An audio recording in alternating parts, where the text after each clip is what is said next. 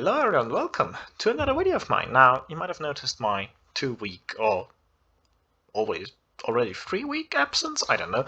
This is because we are in the finishing touches of actually getting the paper ready for submission, which takes quite a long time. And now that I'm back from the UK, I have courses and unfortunately coursework to catch up to. Also, I have an exam next week, which requires a lot of my concentration and time. So fewer videos so far, but today I will have a look at least one, possibly a second one. The first one here is from Daniel Pratt. Now, Daniel, I don't think we have quite had the honors yet. Good day to you. I'm Olaf from Olaf Does Astro. I am currently doing my master's thesis in astronomy. I'm also currently in the process of submitting a paper to likely astronomy and astrophysics. And I'm also doing my master's in physics. And I've watched your most recent video, and that there are a couple of misconceptions in there that I would love to address. So yeah, let's get cracking, eh? Because they live to lie and do anything they can to obfuscate the truth. By the way, I increased the speed to 1.25 as is customary on this channel. But you know, it's amazing the coincidences these people have to believe in to believe the heliocentric religious lie.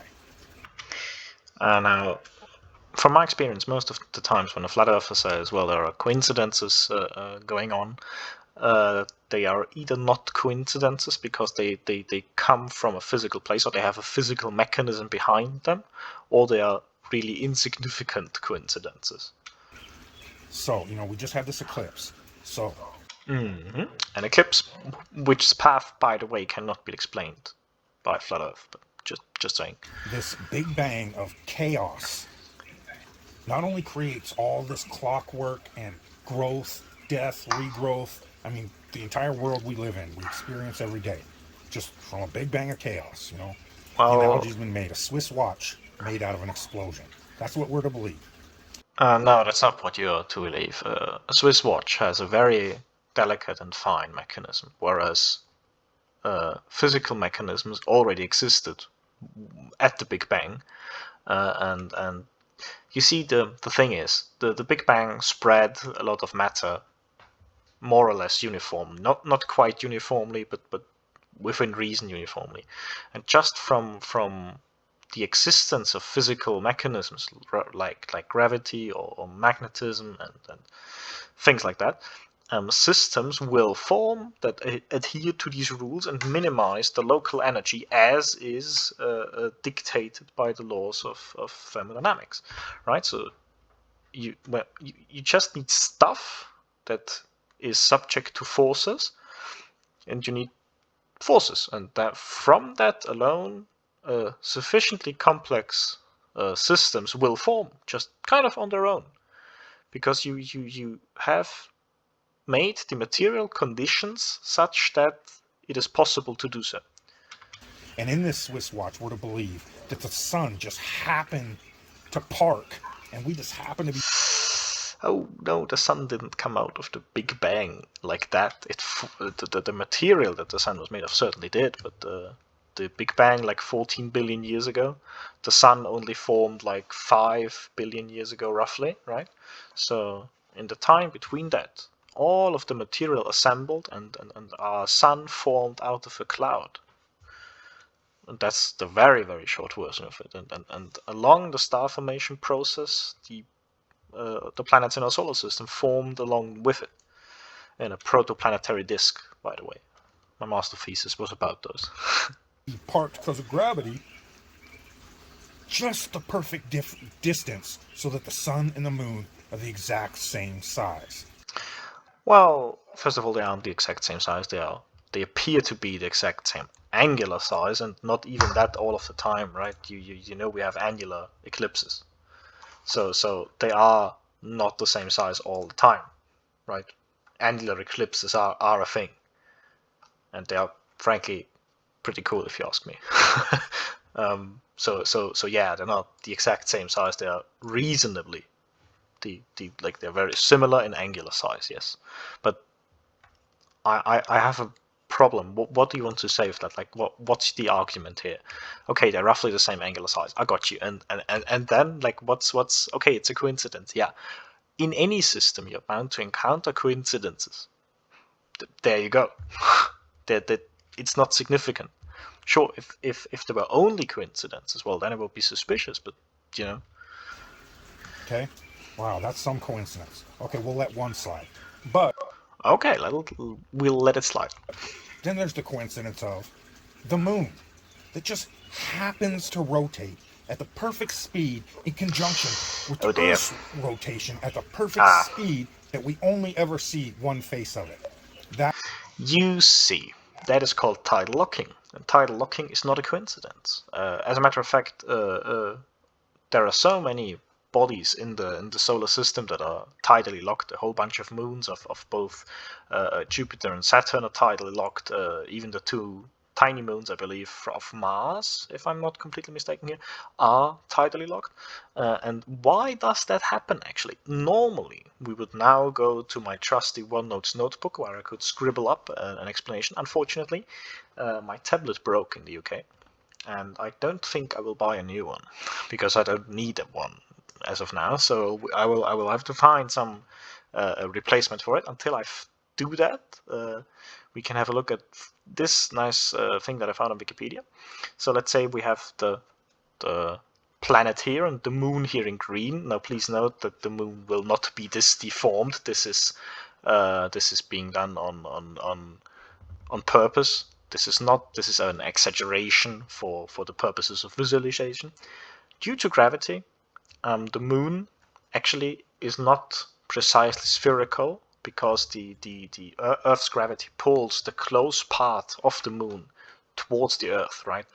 And because this part here in red turns away as the moon has its own rotation, it exerts a torque on the moon because the closer part here is being drawn towards the center of mass of the system, right?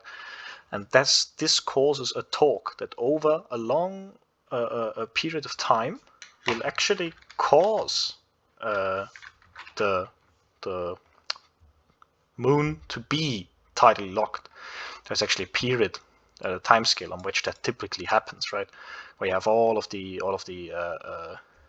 parameters in there. For example, if you have a satellite, they go through an example here, right? And it takes a whole bunch of time. Is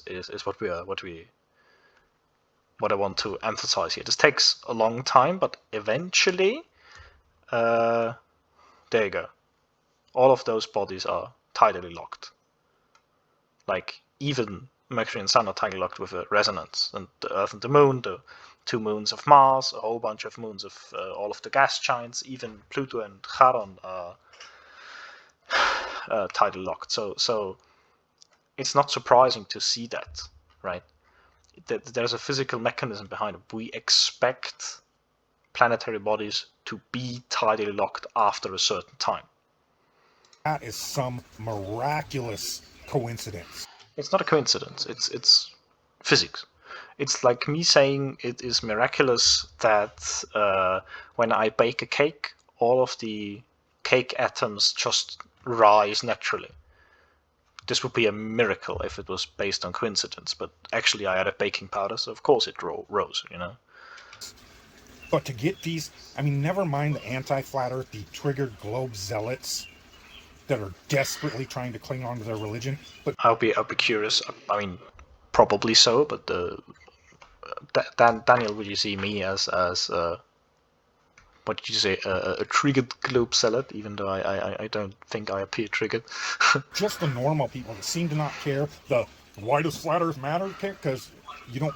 Well, most people don't even know the flat earthers are a thing, to be quite honest with you. Care that you're lied to about where you live. There's something wrong with you, and it shows why the world is in the state it is in, because people no longer care that they're lied to. They not only accept it, they fight for it, or just ignore it because it's too much for them to deal with. They got a TV show coming on, they gotta go to work tomorrow morning. Or and hear me out here, Daniel. I upload a video where I'm sitting in some pitch black space trying to record myself and doing the hardest not to appear like a sane person Good God. in this video fashion, and sending off a complete uninformed rant about things you clearly don't understand. Maybe that's one of the considerations that you might want to add, just as a hint. God. Get a life. Get a soul. Get some self-worth. I happen to be I happen to be ginger, right? So unfortunately, I cannot get a soul. This is I'm contractually bound to not having a soul. Quite annoyingly so. Has caused quite a bit of issues when I enter a church. I start to burn. It's a difficult thing.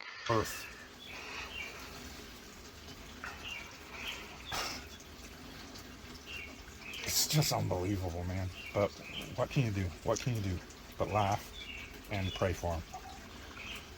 That's all we can do. Or make videos that are very badly lit about things that I don't understand. Just again as a little hint there.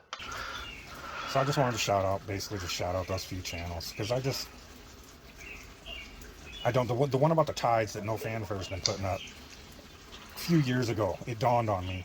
The tides are from, how many times have I brought up Revelation 14:7 and 8? Revelation 14:7.